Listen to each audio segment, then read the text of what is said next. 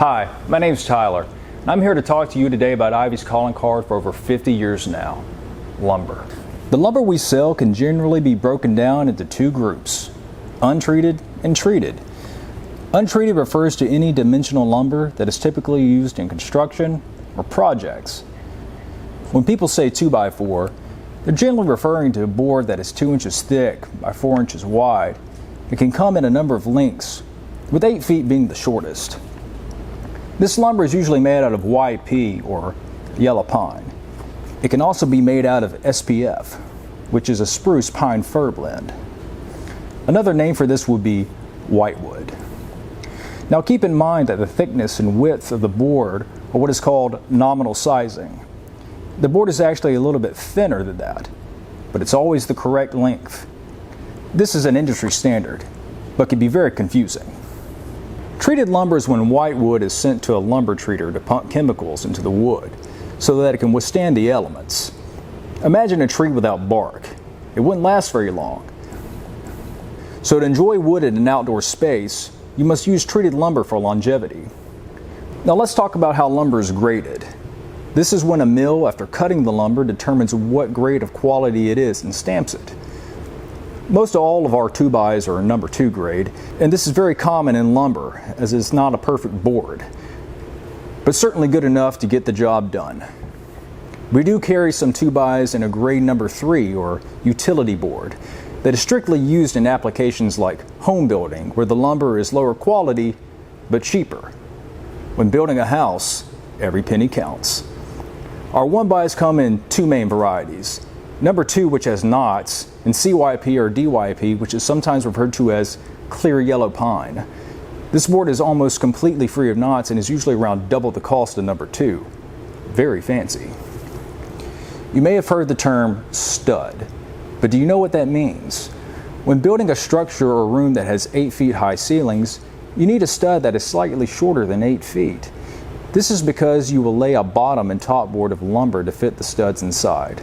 Studs are essentially pre-cut sticks of lumber made to fit 8 feet, 9 feet, and 10 feet walls. Let's move on to plywood. The majority of our plywood has been graded as CDX, which means rough on both sides. We do carry another grade called BC plywood, and that means that one side has been pre-sanded to be smooth. BC is more expensive than CDX, and CDX can also be treated or womanized for outdoor applications. A very common building material is OSB, or wafer board. This is a 4x8 sheet of plywood made from wood strips that have been glued together. It's very good for roof and wall panels, but must be covered from the elements. It's preferred because it's generally cheaper than CDX plywood.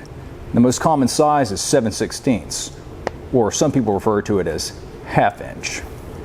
Another use for lumber is sidings, which are very popular right now. You may have heard about the shiplap craze, but there's a little confusion out there about what that really means. Shiplap has become a generic term for different types of wooden sidings. Here's what the shiplap profile looks like. Here's what the D105 profile looks like. Here's what our most popular siding looks like. It's called single V double V.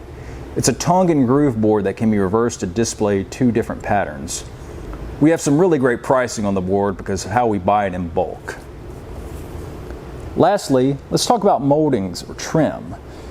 Most of your moldings today come in an FJP, or finger jointed primed, which is ready to paint. MDF, or multi-density fiberboard, which is primed for painting and much cheaper. Solid, A grade, which can be stained or painted. This style is more expensive. Now from there, we use these 3 styles to make different patterns. Like door casing, base, crown, bed mold, flat stock. This is just a few of the molding profiles that we carry. There's a lot to learn about moldings and where they are used. And to wrap things up, here's a question that anyone working at a building materials center should know. What is the difference between quarter round and base shoe? They look very similar, but notice that quarter round is actually a quarter of a circle. Base shoe has a longer bottom profile, like a shoe. Thank you for taking the time with me today to learn about lumber. If you have any questions, ask your trainer. Now, go sell some lumber.